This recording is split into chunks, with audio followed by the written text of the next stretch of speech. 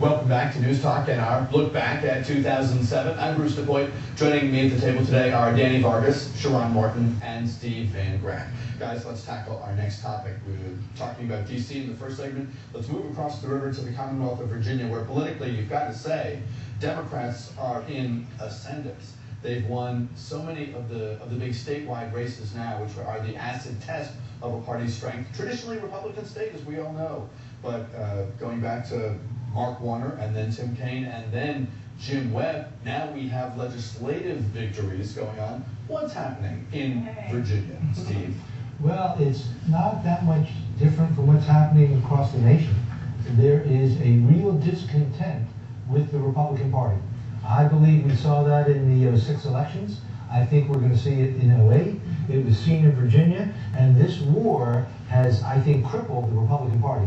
Not only the existence of the war, but how it's been maintained. Danny, you've been active in the state a long time. The state Senate in Richmond going Democratic, Republicans and conservative Republicans at that holding the House, but it's shaping up to be a new political dynamic in the state that we've kind of had a feeling about and a sense of for some time. Yeah, I think Virginia, though, remains a fairly conservative state broadly. I think the Republican Party is going through some soul searching right now and some re-looking at positions and so forth. I think it's healthy. I think it's a healthy thing for the party to go through right now.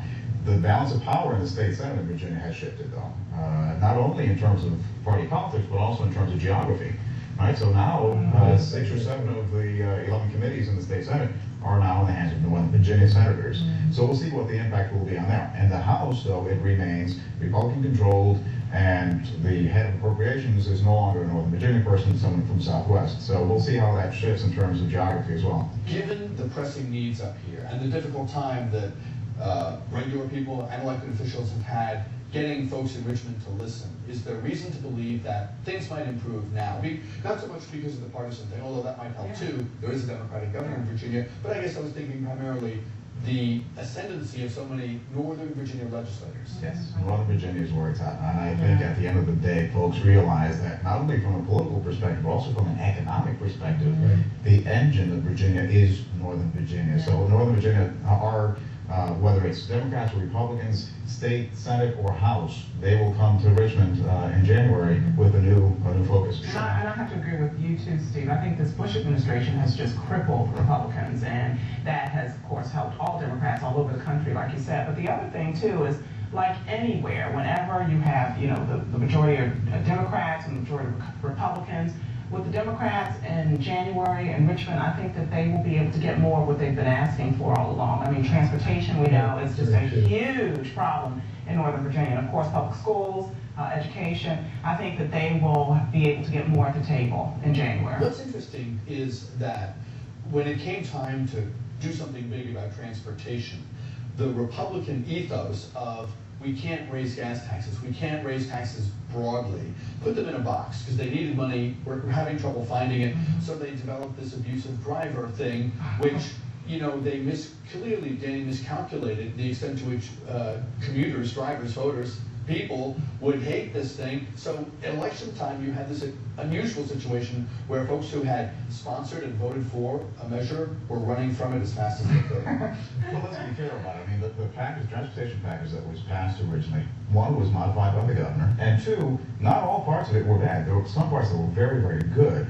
The abusive driver thing needs to be modified, still needs to be modified, but I think the package at least was able to bring us revenue to the table for transportation without massive increases in taxes across the board. But, it's rare when something that the Assembly does provoke such outrage, because, let's face it, we don't pay attention a lot of the time. This was a bombshell that went off that had, as I say, even supporters running for cover, pledging that they would repeal the moment they first had a chance. And, anytime you're talking about, most times we as average lay people, we're just going along with our everyday lives, going to work, trying to make, pay the bills. But when you're actually talking about taxing us for our bad behavior, basically is what it was, we don't want to stand for that. We're not going to stand for that. And then I think what the legislators decided to do was run away from it, and I'm not certain what they're going to do in January, or if it'll come back up. I'm certain it will. But will it be, changed around? Will it be recrafted? But will it be the same tax? That was my question. But see, it's really not a tax, it's a punishment. That is exactly right, Steve. That's Unjust exactly punishment. right. It got to the point where the legislators never saw the reaction. They were thinking they weren't taxing. Right, they were right. punishing, but they punished so hard that the public fought back. Right. And they said, bad decision. And of course, the out-of-state thing too was just insult to injury. Yeah. I think the out-of-state thing is probably the biggest piece of it, and I think, you know, there were some excesses in some of the numbers, but at the end of the day, you know, we do see that some of the infractions are reducing. I do think there's going to be some modifications, not full repeal. Let's talk about the issue of immigration, because it was fascinating to watch that issue evolve over time locally. Local jurisdictions saying, we're not just going to stand around and wring our hands about what the feds aren't doing. Yeah. We're going to take the things that they were doing were national headline grabbing. Yeah. There are commissions now that continue to look at this. Does this issue have the potency it did 6 months and a year ago? Definitely. I think this issue is going to be a huge issue. In the presidential election, I think it's going to be a huge issue until this whole thing is resolved. If it ever is. If it ever is resolved, yeah. We're not going to solve this issue because people want strict enforcement of the immigration laws, and they fail to recognize that the strict enforcement of immigration laws hurts so many people, not just the immigrants. It hurts so many others. So I haven't seen the answer. Yeah. No, but at the end of the day, it is a federal issue. It's a big, complex issue that needs to be addressed because we need to ensure that we meet the needs of our economy and the needs of our security at the same time. And it's an issue of fairness, too. So I think there's going to be a very complex, and at the federal level, unless and until we get a federal resolution to this, you're going to have states and localities coming up with their own solutions. Yeah, it's just going to be. But what is happening? You talked about us as real people going about our normal lives in our communities. How would you like to be, a person in a Northern Virginia community where the politicians show no signs, and I'm not arguing they should or shouldn't, whatever, when they're pushing to restrict services, when it seems as though the success they've had has only intensified their desire to continue on? It's not a national issue now, it's a local issue. So why do we raise it?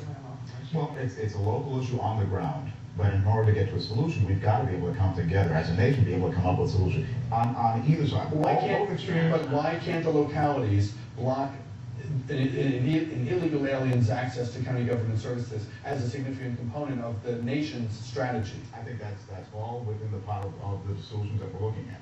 But what we're looking at is also the fact that we've got extremes on both sides that are coming up with ideas and loud voices that neither of which are going to be part of the solution. Well, and I think also, a lot of Americans are guilty themselves. They may be screaming that they don't want illegal immigrants here, but they're also taking advantage of those services and paying illegal immigrants much less than they would be paying Americans for certain services. So we're being a bit hypocritical as well, I think. But the other thing, too, is why isn't anyone focusing on Mexico? What is Mexico doing for their citizens? Why are all their citizens running here? Apparently that country's not providing the services and the jobs that they need to so that their citizens will stay there. One thing they're doing is lobbying for the status quo here because so that they can come it's here. a huge chunk of their economic income. Yes. Right? It's a problem. It is a problem.